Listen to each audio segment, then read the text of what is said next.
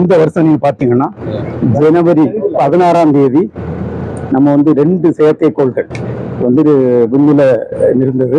28,400 km/h 2 செயற்கைக்கோள் சுத்திட்டு இருந்த செயற்கைக்கோள்களை ஒன்னா சேர்த்து அதை சேர்க்கக்கூடிய ப்ராசஸ் அப்படின்னா டாக்கிங்னு சொல்லுவோம்.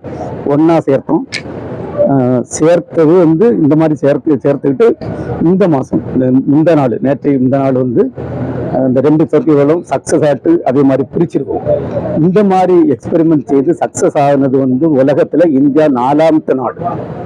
வேற யாரும் ரொம்ப பேர் செய்யல. இது வந்து நிறைய இதுக்கு பயன்படும். இப்போ நம்ம சந்திரயான் 4 சேர்த்து இது அனுப்ப போறோம்.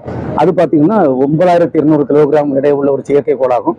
அதை ஒரே ராக்கெட்ல கொண்டு போக முடியாது. 2 ராக்கெட்ல கொண்டு போய் அதை வந்து இணைச்சி அதே மாதிரி நிலாவுக்கு கொண்டு போய் நிலாவில் வந்து பிரிச்சு ஒரு போர்ஷன் தர இறங்கி அங்கிருந்து சாம்பிள் எடுத்து திருப்பி கொண்டு வந்து அதையும் இணைச்சி திருப்பி வந்து அதே மாதிரி இந்த மாதிரி நிறைய டைம் டாக்கிங் அன்டாக்கிங் நிறைய டைம் செய்யணும்.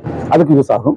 அது மாதிரி ஃபியூச்சர்ல ஆட்களை மூணு கொண்டு போகணும்னு வச்சுருக்கலாம். அங்க கொண்டு போனாலும் நம்ம பெரிய ராக்கெட் செய்ய போறதில்லை. ஒரு மாதிரி மீடியம் ராக்கெட் செய்துட்டு நம்பர் ஆஃப் 2 மாடியூலா கொண்டு போய் தான் இணைச்சி கொண்டு போக போறோம்.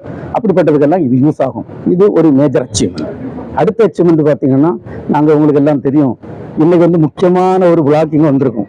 இதுக்கு நம்ம ஒரு பெரிய ஒரு சாக்ரிஃபைஸ் பண்ணி மக்களுக்கு ரொம்ப நன்மை செய்த டாக்டர் ஜெயசேகரன் அவங்களுடைய 100வது வந்து பர்த்டே செலிப்ரேஷனாக இங்க வந்திருக்கும். இதே மாதிரி எங்களுக்கு ஒரு 100வது ஒரு ஃபங்க்ஷன் உண்டு. இந்த முத ராக்கெட் அனுப்புனது 1979 லான்ச் வெஹிக்கிள் அனுப்பணும். அப்துல் கலாம் சார் அவர் தான் ப்ராஜெக்ட் டைரக்டர். இப்போ வந்து ஜனவரி 29வது இந்த 2025 100வது லான்ச் வெஹிக்கிள் ஸ்ரீஹரிகோட்டாயிலிருந்து அனுப்பணும். அனுப்பி அதுல ரொம்ப பயங்கர சக்சஸா அதை அனுப்பணும். அது ஒரு அடுத்த ஒரு அச்சீவ்மெண்ட். அதுக்கு பிறகு பாத்தீங்கன்னா நிறைய அச்சீவ்மெண்ட்ஸ் இருக்கு. ஈவன் இன்னைக்கு கூட பாத்தீங்கன்னா ஒரு முக்கியமாட்டு மகேந்திரில இருந்து ஒரு ஸ்டேஜ் எல்லாம் இந்த கிரையோஜெனிக் ஸ்டேஜ் ஃபிளாக் ஆஃப் பண்ணி அடுத்த ராக்கெட்டுக்குள்ள ஸ்டேஜை ஃபிளாக் ஆஃப் பண்ணியிருக்கோம். நேற்றைக்கு அதே மாதிரி மகேந்திர ஒரு பெரிய சாதனை நடந்தது. இந்த பொதுவாக வந்து இந்த கிரையோஜெனிக் ராக்கெட் என்ஜினை வந்து ஹை ஆல்டிடியூட் டெஸ்ட்னு சொல்லுவாங்க. இந்த விண்ணில உள்ள அந்த மாதிரி வெப்பநிலை அங்க உள்ள இந்த ப்ரெஷர் அதெல்லாம் சிமுலேட் பண்ணி டெஸ்ட் பண்ணணும். பட் அது டெஸ்ட் பண்ணா ரொம்ப காம்ப்ளெக்ஸ் ப்ராசஸ் ஆகும். அதுக்கு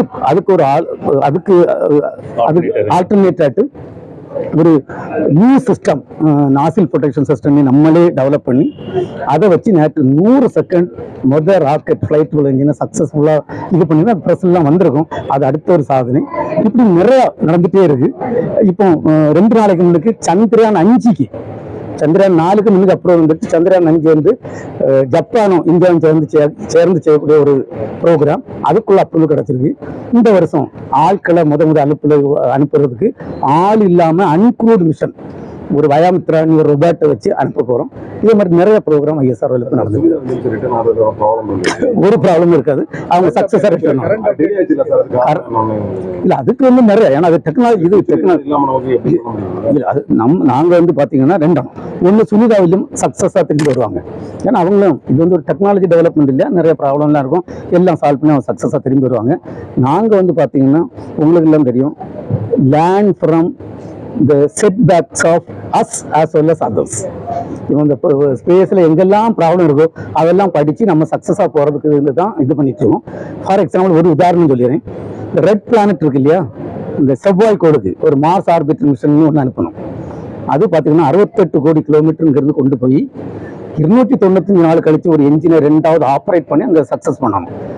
அந்த சக்சஸ் நடத்தியது இதுவரை உலகத்துல முதல் முறையா ஒரே ஃபர்ஸ்ட் அட்டெம்ப்ட்லயே சக்சஸ் கிடைச்சது இந்தியாவுக்கு தான். வேற எந்த நாட்டுக்கும் கிடைக்கல. அப்ப அந்த சக்சஸ்க்கு பின்னாடி பாத்தீங்கன்னா நாங்க மற்றவங்களுக்கு எல்லாம் என்னெல்லாம் செட்பேக் இருக்கோ அதெல்லாம் படிச்சு அந்த மாதிரி சக்சஸ் இது பண்ணிருக்கோம். அதே மாதிரி எங்கெங்கெல்லாம் ப்ராப்ளம் இருந்தாலும் படிச்சுட்டே இருக்கும். படிச்சு நம்ம ப்ரோக்ராம் எல்லாமே சக்சஸா கொண்டு போயிட்டு இருக்கோம். அவங்க கொண்டு வரதுக்கு அவங்க எல்லா முயற்சிகளும் திட்டமிட்டபடி நடந்துட்டு இருக்கு. ராக்கெட் அனுப்பிட்டாங்க, அவங்க கரெக்டா சேஃபா வருவாங்க. பாதகம் செய்பவரை கண்டால் நாம் பயம் கொள்ளலாகாது பாப்பா. மோதி மிதித்து விடு பாப்பா, அவர் முகத்தில் உமிழ்ந்து விடு பாப்பா.